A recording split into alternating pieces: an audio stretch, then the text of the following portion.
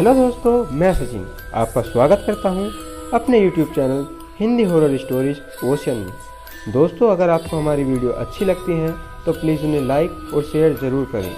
और अगर आपने अभी तक हमारे चैनल को सब्सक्राइब नहीं किया है तो प्लीज़ जाकर अभी चैनल को सब्सक्राइब कर लीजिए और बेल आइकन को प्रेस कर दीजिए। इस चैनल के माध्यम से दिखाई गई सभी कहानियां केवल मनोरंजन के लिए है, जिससे हमारा उद्देश्य किसी भी धर्म या संप्रदाय के लोगों की भावनाओं को ठेस पहुंचाना नहीं है। अतः किसी भी प्रकार का कोई दावा मान्य नहीं होगा।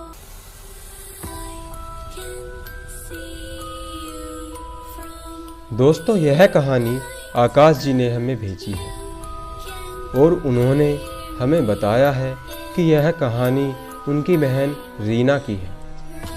यह कहानी तब की है जब रीना 9वीं कक्षा में पढ़ती थी। अभी उसके स्कूल की छुट्टियां चल रही थी क्योंकि अभी अभी उसकी परीक्षाएं खत्म हुई थी, तो वह इसीलिए अपने मामा के यहाँ कुछ दिन रहने के लिए गई थी। और वहाँ जब गई थी तो कहकर गई थी कि 1 महीना वहीं रुकेगी, क्योंकि उसका वहाँ बहुत ज़्यादा मन लगता था।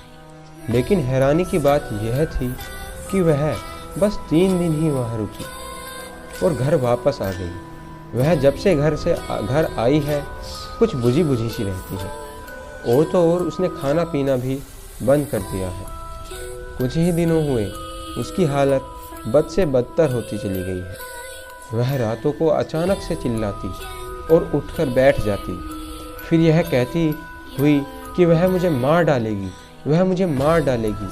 ऐसा कहते हुए ज़ोर ज़ोर से चिल्लाती और डरती। कुछ ही दिनों में अब वह इतनी कमज़ोर हो गई थी कि अब वह खुद चल भी नहीं सकती थी। चल पाना तो दूर, अब वह खुद से उठ भी नहीं सकती थी। अब सभी डॉक्टर जो उसका इलाज कर रहे थे हार मान चुके थे, लेकिन उसको नाम मात्र भी आराम नहीं था। अब नींद से जागकर चिल्लाना, रोना, तरह तरह की आवाज़ें निकालना, गिड़गिड़ाना तो मानो आम हो चुका था। हमने तय किया कि उसको किसी बाबा को दिखाएंगे और फिर हमने ऐसा ही किया। हम उसको एक बहुत ही नामी बाबा के दरगाह पर लेकर गए, जहाँ कहा जाता है कि वह बाबा भूत पिशाच पर काबू पा लिया करते थे और उनको अपने वश में कर लिया करते थे। जब वहाँ पहुँचे तो बाबा ने रीना के हाथों और उसके बालों को सूंघा और बताया कि इस पर किसी आत्मा का साया तो नहीं है, पर हाँ, हाल ही में यह किसी बहुत ही शक्तिशाली और खौफनाक रूह से रूबरू हुई है, जिसकी वजह से इसके दिमाग पर उसका बहुत गहरा सदमा पहुंचा है और इसके मन पर थोड़ा सा ही सही लेकिन उस रूह का असर आ गया है। तो बाबा ने उसके कान में कुछ फुसफुसाया और कुछ मंत्र पढ़े और तब बाबा ने कहा, तू जो भी है इसे छोड़कर चली जा, वरना मैं तुझे जलाकर यहीं भस्म कर दूंगा। तब रीना ज़ोर ज़ोर से हंसने लगी और बोली कि मैं कहीं नहीं जाऊंगी। बाबा ने कहा, चली जा, क्यों इस बच्ची के शरीर को तबाह करना चाहती है? चली जा, वरना मैं तुझे इस पाक पानी से जलाकर राख कर दूंगा। लेकिन वह नहीं मानी और बाबा ने फिर वह पानी उस पर डाल दिया। जब बाबा ने उस पर पानी डाला तो वह बहुत ज़ोर से चिल्लाई और तड़पी और फिर अपने आप को रोक नहीं पाई और खूब रोई। रोने के बाद रीना ने हमें बताया कि जब वह अपने मामा के यहाँ गई थी तो रात को लाइट चली जाने के कारण वह अपनी छत पर आ गई थी, क्योंकि गर्मी बहुत थी और उसे गर्मी में सोने की जरा भी आदत नहीं थी। लेकिन जब वह रात को छत पर आई तो उसने एक जोरों की चीख सुनी और उस चीख को सुनकर वह थोड़ी डर गई। रात के लगभग 1 बजे होंगे। इतनी रात को आखिर ऐसी चीख कहाँ से सुनाई दे सकती थी? वह चीख इतनी साफ और दर्दनाक थी कि रात के अंधेरे में आसमान को चीरती हुई उसके कानों तक साफ सुनाई पड़ रही थी। वो कह रही थी कि बचाओ मुझे, बचाओ मुझे। तब करीब जाने पर उसने देखा कि कोई औरत बहुत सारा सिंदूर लगाए दूसरी छत के बिल्कुल किनारे पर बैठी थी। उसके बाल बिखरे हुए थे और उसकी आंखें तो जैसे अंगार थी, मानो अभी बाहर आ गिरेंगी। यह सब देखकर रीना की चीख निकल गई और वह यह सब देखकर खुद को रोक नहीं पाई और बहुत तेज तेज रोने लगी।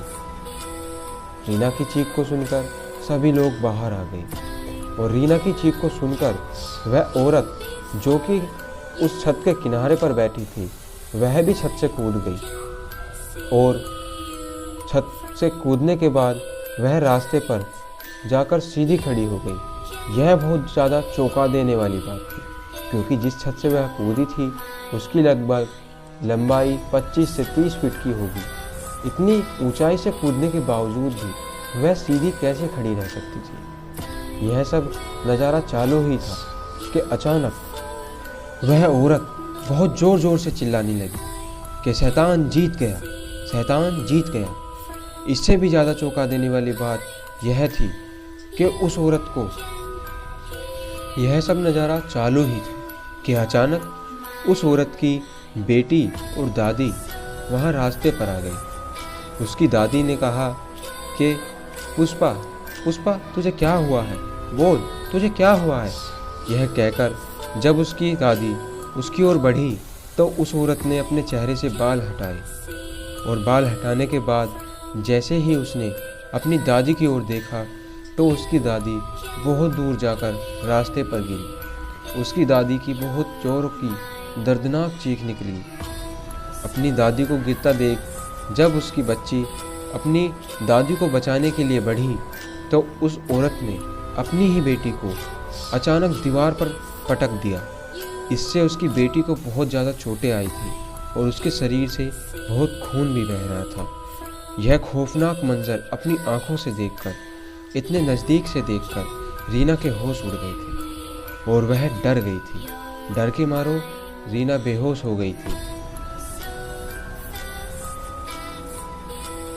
इसीलिए इससे आगे क्या हुआ उसे कुछ नहीं पता था। उसे यह भी नहीं पता था कि अब वह है कहाँ। लेकिन बाद में पूछने पर यह पता चला कि उस औरत पर एक बहुत ही शक्तिशाली जिन्न का साया था और उस औरत का इलाज किसी मौलवी से कराने पर वह जिन्न अपने भयानक रूप में आ गया था। उसने यह भी बताया कि जब उस इलाज पूरा होने के दौरान उसने यह भी बताया कि जब उसका इलाज पूरा हुआ तो वह औरत पूरी तरह से ठीक हो चुकी थी और बाबा से इलाज कराने के बाद अब रीना भी बिल्कुल ठीक हो चुकी थी। लेकिन रीना आज भी बताती है कि अगर वह उस बारे में सोचती है या उस बारे में कभी याद करने की कोशिश करती है तो उसकी रूह कांप जाती है और उसके रोंगटे खड़े हो जाते हैं। ऐसा खौफनाक मंजर अपनी आंखों से देखकर रीना आज भी वह सब महसूस कर सकती है। लेकिन अब रीना बिल्कुल ठीक है।